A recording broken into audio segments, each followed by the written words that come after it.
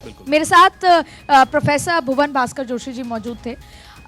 एक चर्चा चल रही थी। देखिए, दरअसल इंडिया गठबंधन आया, धुआंधार बैठकें हुई, अब फिर 9 दिसंबर को मिलेंगे। इनका एक ही एजेंडा है। हालांकि अभी आप कांग्रेस के साथ आपने जो किया और खींचतान चल रही है वो सबके सामने है, तो कहीं ना कहीं वो विस्कोसिटी होती है वो कम हुई है। अब वापस से आप लोग मिलेंगे, फिर जाति जनगणना को आगे लेकर चलेंगे। अब आपको लगा नहीं कि ये दाव कहीं ना कहीं फीका होता नजर आ रहा है? देखिए आदित्य जी, आज मध्य प्रदेश को 5 साल जो सामाजिक न्याय की लड़ाई को पीछे करा, वो केवल माननीय कमलनाथ के अहंकार ने करा। मैं बताना चाहता हूँ, जो जाति जनगणना की मांग है, सामाजिक न्याय की लड़ाई है, जो पीडीए को लेकर हम आगे बढ़ रहे हो, किसके अहंकार के सर, कारण? आप किसके साथ ये लेकर बढ़ रहे हैं? कांग्रेस के साथ, बाकी गठबंधन के साथ? आप इंडिया गठबंधन में जाति जनगणना को लेकर आगे बढ़ रहे हैं, जिसमें अखिलेश कुमार भी बैठकों में जाते हैं। एक सवाल अगर आप इजाजत दें, इसी में आरएलडी आपके साथ यूपी में, आरएलडी वही हम देखते हैं कांग्रेस के साथ है राजस्थान में, कैसे क्वेश्चन बैठेगा आखिर? देखिए, मैं बहुत जिम्मेदारी से आपसे कहना चाहता हूँ, जो उत्तर प्रदेश में लड़ाई थी वही लड़ाई को लेकर हम लोग आगे बढ़ने हैं। माननीय हम लोग सामाजिक न्याय के, जाति जनगणना की मांग को और पीडीए को लेकर लेकिन जाति जनगणना का जो कार्ड है कांग्रेस की तरफ से चला गया। राहुल गांधी ने हर सभा में जाके कहा कि हम करवाएंगे। मैं आपको बहुत जिम्मेदारी से कहना चाहता हूँ, आपके चैनल में जो काम आपने करा होगा उसका क्रेडिट कोई नहीं ले सकता। बिल्कुल। इस इस आंदोलन बीच में को एक बड़ी खबर आ रही है कि अमित शाह ने 3 राज्यों में जो नतीजे आए हैं, 4 राज्यों के नतीजे आए हैं, उन पर ये ट्वीट करके बताया है।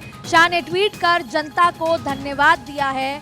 और आप देखिए, जाति में बांटने की राजनीति के दिन समाप्त हो चुके हैं। ट्वीट में लिखा है, पॉलिटिक्स ऑफ परफॉर्मेंस पर वोट दिया गया है, अपार समर्थन के लिए जनता को नमन किया है। अमित शाह का ये ट्वीट, देश के गृह मंत्री अमित शाह जीत पर गृह मंत्री ने ट्वीट करके जनता को धन्यवाद दिया है। जीत पर गृह मंत्री अमित शाह ने कहा कि अपार समर्थन के लिए बहुत बहुत शुक्रिया। और अमित शाह जी ने यह भी कहा है कि जाति वाली राजनीति अब पीछे चली गई। वो जी, आपकी इस बात लग रहा है वहां तक पहुंच गई। देखिए, चलिए, ये तो आपके चैनल की कृपा है, वहाँ तक पहुँच गई। लेकिन हम लोग जिस लड़ाई को लेकर आगे बढ़े हैं, अपने छोटे दलों के साथ हमारा गठबंधन है, हम लोग इसी लड़ाई को लड़ेंगे। और ये वोट की लड़ाई नहीं थी हमारी, जो लड़ाई थी सत्ता की है ही नहीं लड़ाई, ना हमारी सीट की लड़ाई है। ये सत्ता की लड़ाई नहीं है। बड़ी है, सामाजिक न्याय की लड़ाई है। और निश्चित तौर पे इसके सबसे बड़े योद्धा हमारे नेता माननीय अखिलेश यादव जी है। आज हमें दुख इस बात का है न कांग्रेस छोटे दलों को साथ लेकर चल पा रही है। आरोप आप लगा रहे हैं, आपके यहाँ से राजभर छटक गया, दारा सिंह चौहान चले गए, केशव देव मौर्य जो पश्चिम में थे, बिलसी वाला पूरा क्षेत्र वहां पर थे, वो भी अलग हो गए। केशव देव मौर्य, आपका थोड़ा अपडेट कर दूं, केशव देव मौर्य जी सह सम्मान वापस आ गए। अच्छा, मध्य वापस आ प्रदेश गए में जी, मतलब आना जाना लगा रहता है। एक बार फिर आपको गजेंद्र सिंह शेखावत क्या कुछ कह रहे हैं, लेकर चलते हैं। राजस्थान जादू के मायाजाल से बाहर निकल करके धरातल पर आ गया। लास्ट सवाल है मेरा सर, क्योंकि आप पार्टी के दिग्गज नेता है, राजस्थान की जो देखिए, मैं तो बहुत छोटा सा कार्यकर्ता हूँ पार्टी का। आप शामिल रहे, अब सरकार आपकी बन गई। कल तक यही विषय था कि सरकार बन रही है, उत्सुकता थी, सरकार बन गई। जनता जानना चाहती है कि मुख्यमंत्री का चेहरा चलिए, थोड़े दिन इंतजार करिए। Thank you much. Gajendra Singh Shekhawat, जिन्होंने कहा कि मैं छोटा सा कार्यकर्ता हूं। आयुष, एक बात बताइए, सुबह से हम लगातार ये नतीजे भी देख रहे हैं, रुझान के साथ शुरू हुआ, चाहे फिर वो शिवराज सिंह चौहान हो, चाहे फिर तोमर साहब हो, चाहे फिर वसुंधरा राजे हो, गजेंद्र सिंह शेखावत, तो ऐसे सभी लोग एक ही चीज कह रहे हैं, मोदी जी की वजह से जीते। ये डिसिप्लिन है, ये दिल से कृतज्ञ धन्यवाद दिया जा रहा है, या फिर सबको पता है कि यस-मैन बने रहना ठीक है? अपने अपने फायदे सबको देखने ही आदित्य, ये फैक्टर कोई डिनाई नहीं कर सकता कहीं पर भी। आप अपनी बात पूरी कर लीजिए भुवन जी, फिर खेमचंद जी के पास जाएंगे। देखिए, ये बात बताना चाह रहा हूँ, आज जो लड़ाई को लड़ने का काम उत्तर प्रदेश में माननीय अखिलेश यादव जी ने किया था, ये आंदोलन अब उत्तर प्रदेश का आंदोलन नहीं, पूरे देश का आंदोलन हो गया। आपने चुनाव में देखा, जिस मुद्दे पर कांग्रेस को समर्थन नहीं मिला उस पर आपको कैसे मिलेगा, वही पूछ रहा हूँ मैं आपसे यही बताना चाहता हूं। आपने देखा होगा चुनाव में इस भाषा का प्रयोग, जो सामाजिक न्याय, जाति जनगणना जो हम लोग लड़ रहे थे, उसका मुद्दा कौन उठा रहा था? मैंने आपसे एक बात कही, बहुत सीनियर पत्रकार आप है, आपके चैनल में जो आपका नहीं, राजनीति वाले लोग सीनियर कहते हैं तो मैं डर जाता हूँ, मत कहा करिए। नहीं, मतलब एक समझदार, एक हमारी नज़र में तो आप हैं, खैर समझदार भी हैं, सीनियर भी हैं, तो उसमें आपके जो क्रेडिट है, आपने जो काम करा है, उसकी श्रेय आप ही ले सकते हैं। ये लड़ाई नहीं, वो एक अलग लड़ाई है कि मुद्दा किसका है, कांग्रेस का मुद्दा है, सपा का मुद्दा है, बसपा का मुद्दा है, या या बिहार की रीजनल पार्टीज का मुद्दा है, उस मुद्दे पर समर्थन नहीं मिला, ये हकीकत तो है। नहीं नहीं, ये समर्थन नहीं है। आपको माननीय अखिलेश यादव जी के अपमान से पीडीए ने ले लिया, पिछड़ा दलित अल्पसंख्यक समाज ने मध्य प्रदेश में ले लिया कि ये अपमान पीडीए का अपमान के रूप खेमचंद में जी, एक बार देख लिया। आपका रिएक्शन। और मैं देखना चाहता ये हूँ पीडीए का अपमान, इस वजह से कांग्रेस को हार मिली, ये आपकी जीत नहीं है। नहीं, इस चुनाव ने ये साफ कर दिया है कि जो पॉजिटिव राजनीति है वही आगे जाएगी। लोग पॉजिटिव राजनीति को पसंद करते हैं, नकारात्मक राजनीति को पसंद नहीं करते। जो पार्टियां देश को बांटना चाहती हैं जातियों में, काउंटर ले लीजिए। भिन्न भिन्न बातें करके बांटना चाहती हैं, उनको रिजेक्शन मिला है, उनको नो मिला है। और जो काम करते हैं, जो परफॉर्मेंस देते हैं, काउंटर। जो लोगों की सेवा करते हैं, उनको हाँ मिला है। मैं आपको दो तीन एग्जांपल देता हूँ। इस चुनाव में आदरणीय प्राइम मिनिस्टर मोदी जी ने जिस तरीके से विजन रखा, जिस तरीके से अपने काम का रिपोर्ट कार्ड रखा, जिस तरीके से उन्होंने जन कल्याण ये सारे पैमाने 2018 में भी थे इन तीनों स्टेट्स में। एक लाइन और, हाँ। 30 सेकंड और जी। दूसरी तरफ कांग्रेस ने जिस तरीके से नकारात्मक बातें की, उन्होंने हमास का समर्थन किया। उन्होंने एक ऐसा माहौल बनाया कि भारत को हमास का समर्थन करना चाहिए, उग्रवादियों को समर्थन करना हमास चाहिए। का किया, फिलिस्तीन का किया। प्लीज सुन लीजिए, हमास का नहीं। किया। हमास, क्योंकि उन्होंने हमास को रिजेक्ट नहीं किया, हमास की बुराई नहीं की, एक मीटिंग में उन्होंने हमास की बुराई नहीं। दूसरा, उन्होंने आदरणीय प्राइम मिनिस्टर मोदी जी जो लोगों के दिल में बसते हैं, उनको पनौती कहा, उनको गाली दी। बताइए भाई, आप लोग उनका शब्दों की अपमान मर्यादा किया। भूले राजनीति में। इसीलिए चंद्रमोहन जी। देश में ये नकारात्मक राजनीति की वजह से काउंटर। कांग्रेस का चंद्रमोहन जी का खात्मा हो हुआ। जाए। हाँ। अब ये बात करते हैं कि भाई अखिलेश की बेइज्जती की। अरे क्या अखिलेश जी की बेइज्जती, क्या कांग्रेस की? आप नकारात्मक राजनीति करोगे, पर्सनल राजनीति करोगे, प्राइवेट लिमिटेड कंपनी चलाने की बात करोगे तो अब नहीं चलेगा। आप जनता की बात करोगे तो ही चलेगा, आप डेवलपमेंट की बात करोगे तो ही चलेगा। अगर आप डेवलपमेंट की बात नहीं करोगे, पर्सनल बात करोगे, परिवार की बात करोगे तो नहीं चलेगा। विस्तार से ठीक, बात होने दीजिए। ठीक। देखिए, अभी खेमचंद जी ने एक उपदेश दिया, कहा उन्होंने कि एक शब्द इस्तेमाल करा कि बेइज्जती के साथ में दो शब्द ये कह दिए कि ये अखिलेश जी की बेइज्जती। तो परिपाटी किसने साबित करी थी हिंदुस्तान के सामने? कौन से नेता ने ये कहा कि राजनीति के अंदर किसी भी नेता को कुछ भी बोल दो? किसने कहा? किसने शुरुआत करी ऐसी बदले की राजनीति की? घिरना बदलने और इस तरह की राजनीति का परिप्रेक्ष्य 2014 में आपके बड़े नेताओं ने शुरू करा, जिसका जवाब कई नेताओं को देना पड़ा। ठीक है, मर्यादित जवाब शब्द देना होने चाहूंगा। चाहिए। मेरे बात बोल लीजिएगा, काउंटर डिबेट नहीं है आज। मर्यादित शब्द होने चाहिए, क्योंकि हम सब जिम्मेवार लोग हैं, समाज के पहलू पे खड़े होते हैं। लेकिन उस परिप्रेक्ष्य का ये शब्दों की मतलब, मर्यादा प्रधानमंत्री के लिए कहाँ थे राहुल गांधी की तरफ से? तो प्रधानमंत्री की वो मर्यादा कब थी जब यानी कोई गलत करेगा, गलत सोनिया करेगा, गांधी मौत जी का के सौदागर शब्द आपकी कह दिए थे। पार्टी ने मौत का कहा, जी की सौदागर। मर्यादा मौत का कब दी थी? सौदागर राहुल आपकी गांधी को पार्टी ने कहा, मूर्खों का पनौती सरदार कह आपकी दिया था। पार्टी कह रही है। चाय वाला मूर्खों का सरदार कह दिया था, तब कहाँ थी माँ पर बाप प्रधानमंत्री? सर को उससे गाली, पहले आप जर्सी 90 गाय में बोल दिया तो गालियां मर्यादा दे कहाँ चुके थी? थे। सारी आप चलिए ठीक है, शायद शायद बोल दी ठीक तब है, कहाँ ठीक है, थी? ठीक है। वो शायद अगर हम बात शायद छेड़ेंगे तो बहुत लंबी शायद जाएगी। शायद उस मुद्दे पर तमाम राजनीतिक पार्टियां जो एक जगह खड़ी हैं, कोई किसी का नेता कुछ कह जाता है और किसी का नेता कुछ कहता रहता है। यही इस मैं बात कह को रहा स्वीकार लेना आप लोगों के लिए ज्यादा बेटर होगा, लेकिन बजाय कि नुकसान इसमें कांग्रेस को वक्त होता है, जाया करें। कांग्रेस को समझना होगा। नहीं, मैं अगर रणनीति को आगे बढ़ाना है तो जब आप कुछ भी कहते हैं आपको नुकसान होता है, ये आपके राजनीतिक भविष्य के लिए बेहतर है कि आप समझ लें। देखिए, मैं उसी पे बात कहना चाह रहा था, बात बीच में रुक गई। मैंने जो बात बोली थी कि हम सब एक जिम्मेवार लोग हैं, एक मर्यादित लोग हैं, और हमें उन बातों का खास ध्यान रखना चाहिए जिसका असर दूसरों पे ना पड़े। लेकिन 2014 के बाद राजनीति में परिवर्तित क्या हुआ? राजनेता अब बात राजनीति की करता कहाँ है? जो सत्ता में है वो तो बात ही धर्म की करते हैं, और धर्म के रखवाले होते हुए जो देश के अंदर 140 करोड़ जनमानस है, सबका साथ सबकी विकास की बात तो करते हैं, लेकिन एक परिप्रेक्ष्य पे आके खड़े हो जाते हैं। क्यों? क्या आज उसी जवाब के ऊपर अगर शिवराज चौहान 18 साल के बाद दोबारा मुख्यमंत्री की काबिज होते हैं, तो क्या वो हकदार नहीं है एक सीनियरिटी के ऊपर, भाजपा के ऊपर? ये भाजपा के नेता दबी जवान पे जो बात कर रहे हो, जो ओपनली क्यों नहीं कहते? अगर वो परिप्रेक्ष्य की जवाब राहुल गांधी के लिए देते हैं तो नरेंद्र मोदी के देते हुए क्यों कतराते हैं? तो ये परिपाटी आपको छोड़नी पड़ेगी। राजनीति ये नहीं कहती कि हम धर्म और मजहब के नाम पे राजनीति करें, सुलित करें और जीत। मैं आपकी एक बात जोड़ देता हूं, कहावत ठीक है, ठीक है रमनीश जी, आखिर 24 की लड़ाई का रास्ता क्या यहाँ से तय होता है? और अगर होता है तो फिर 18 में 19 की लड़ाई का रास्ता क्यों नहीं तय हुआ? देखिए, 2024 का बिल्कुल ये सेमीफाइनल था, और बीजेपी ने जो जीत सुनिश्चित की है तीनों राज्यों में, मुझे लगता है फाइनल भी क्लियर होगा। फिर बात करते हैं कि अभी भुवन भाई ने कहा कि अखिलेश जी का अपमान है। अखिलेश जी का अपमान कांग्रेस पार्टी ने किया, ये चीज़ें आपको दिखी? अभी इसके पहले चंद्रमोहन शर्मा जी ने धर्म की बात करी। अरे सनातन धर्म का जब अपमान हो रहा था, उदयनिधि स्टालिन ने जब अपमान किया था, उसके बाद उसको आप गले लगा लेते हैं। राजस्थान बीजेपी दफ्तर में जश्न मन रहा है, ये बड़ी खबर। राजस्थान बीजेपी दफ्तर में जश्न रिवाज कायम है, राज कायम नहीं रहा। कार्यकर्ता जमकर आतिशबाजी कर रहे हैं और ये बड़ी खबर है। हालांकि मुख्यमंत्री कौन होगा इसको लेकर सबसे बड़ा सवाल यही उठ रहा है और खास करके राजस्थान में भी कई बड़े दिग्गजों को चुनाव लड़ाया गया, चाहे वो दिया कुमारी हो, इसी के साथ योगी बालकनाथ का नाम भी लगातार चर्चा में था। और अब तस्वीरें आप देखिए किस तरह से आतिशबाजी हो रही है राजस्थान बीजेपी दफ्तर में। ये आतिशबाजी क्या कांग्रेस दफ्तर से सुनाई देगी अदिति?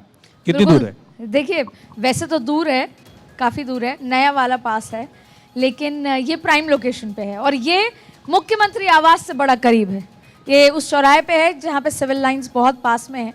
तो ये जो आतिशबाजी और ये जो दफ्तर का माहौल है, अभी आप देखिएगा अगले 5 साल ऐसे ही बना रहेगा, लेकिन फिलहाल 5 साल बाद ये जीत हाथ लगी है राजस्थान में।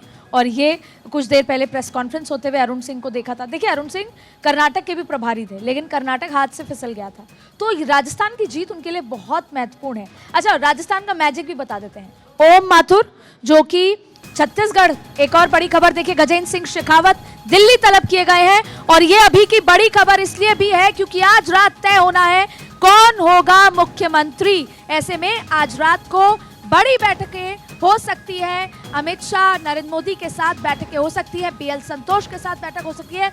गजेंद्र सिंह शेखावत जो कि जयपुर थे, कुछ देर पहले तस्वीरों में थे, बयान दे रहे थे, उनको दिल्ली बुलाया गया है। ऐसे में जो फैसला लेना है, क्योंकि आपको बता दें कुछ चंद घंटों में सीएलपी की बैठक होगी, विधायक दल की बैठक होगी, जिसमें तय किया जाएगा कि कौन होगा विधायक दल का नेता।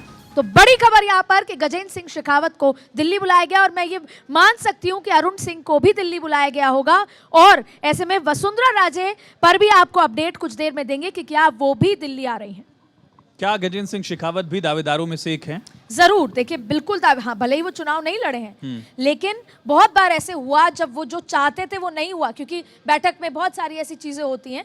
पर गजेंद्र सिंह शेखावत के चेहरे पर शिकन नहीं आई, जो आला कमान ने कहा उन्होंने फॉलो किया। दावेदारों में अगर फेहरिस्त में अगर सबसे आगे कोई नाम है तो वो अच्छा देखिए, आप वैसे मत लीजिए हॉरिजॉन्टली 1 2 3, आप वर्टिकल लीजिए कि वसुंधरा, दिया कुमारी, गजेंद्र सिंह शेखावत, अर्जुन राम मेघवाल, फिलहाल यही नाम है। सीपी जोशी मान लीजिए और राजेंद्र राठौड़ अभी पीछे चल रहे थे, हम अभी फिलहाल अपडेट लेंगे क्या हुआ। ऐसे में गजेंद्र सिंह शेखावत सबसे विश्वस्त करीबी आला कमान के यहाँ पर माने जा सकते हैं और इस रेस में प्रमुख नाम हो सकते हैं। ठीक है, रमनीश जी आपकी बात।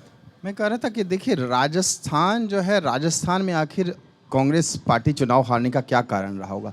तो सबसे बड़ा कारण मैं मानता हूं कि वहाँ पे महंगाई जो दर है, खुदरा महंगाई दर बहुत ही ज़्यादा देश में अव्वल नंबर पे है, 9.66% के। फिर देखिए डीजल और पेट्रोल का भाव उत्तर प्रदेश में 96 रुपया है, तो वहाँ 109 रुपया। ये जो है महंगाई जो है सबसे बड़ा मुद्दा है। उसके बाद दूसरा मैं मानता हूँ पेपर लीक का जो मामला, 15 बार युवा वोटर सबसे ज्यादा है राजस्थान में, और पेपर लीक का जो मामला है 15 बार आ चुका है, ये एक बहुत बड़ा कारण रहा है। उसके बाद देखिए महिलाओं के ऊपर जो दुष्कर्म का मामला, रेप के मामले में राजस्थान जो है नंबर 1 पे रहा है।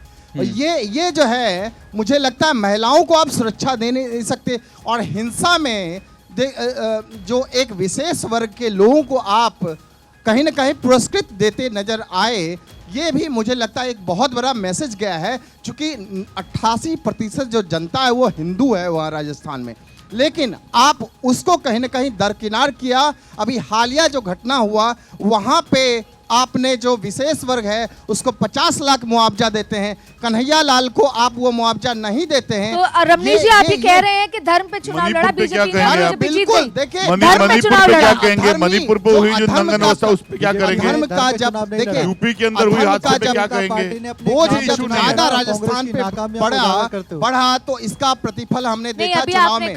मुझे लगता है कि कांग्रेस के शीर्ष नेतृत्व को रामलला का दर्शन करना चाहिए। हो सकता है उनके पाप धुल जाएं और 2024 में कुछ अच्छे परिणाम आ जाएं। मुझे लगता है ये करने की जरूरत है, क्योंकि आप भगवान राम को नकार देते हैं, सनातन धर्म को नकार देते हैं, और जो सनातन को गाली देता है उसको आकर के आप गले लगा लेते हैं उदयनिधि स्टालिन को। मुझे लगता है ऐसे लोगों को तो जनता नकार ही देगी ना। मैंने अपने वक्तव्य में जो पहले बात बोली थी, बात वो हुई थी कि धर्म का राजनीति में इस्तेमाल नहीं होता था, लेकिन आज धर्म का राजनीति में इस्तेमाल होता है, जिसके परिणाम को नकार आप बोल रहे थे। मैं आपकी बड़ी संतुष्टि से बात ठीक है बारी भाई साहब।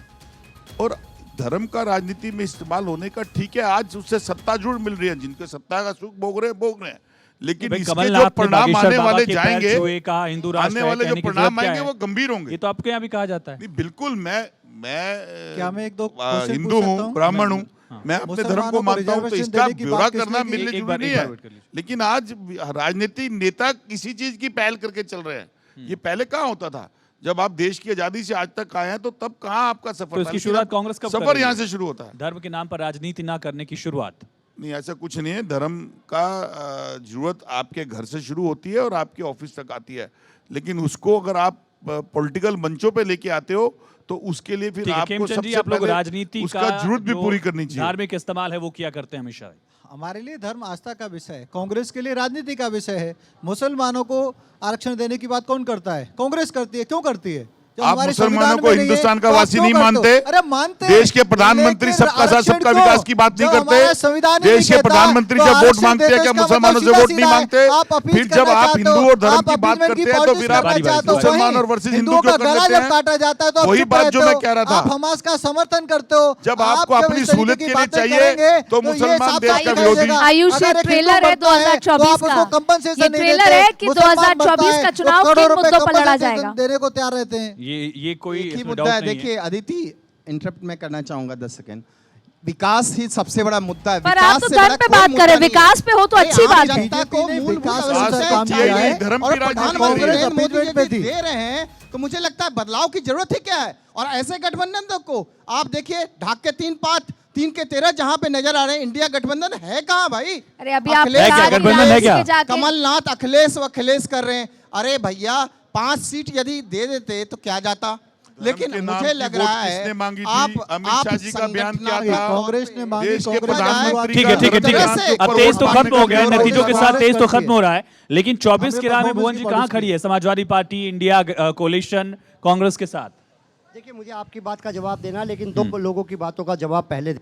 भारतीय जनता पार्टी के प्रवक्ता साथी अभी यहाँ पर जाति जनगणना पे बहुत बड़ा भाषण देने का काम। माइक नजदीक रखिए।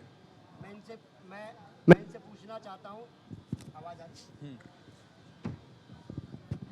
मैं इनसे पूछना चाह रहा हूँ, इनके जो उप मुख्यमंत्री है केशव प्रसाद मौर्य, वो कह रहे थे कि जाति जनगणना का मुद्दा जो केंद्र का है, इनके जो यहाँ पर सहयोगी दल है उत्तर प्रदेश में, राजभर जी जाति जनगणना की बात करते हैं।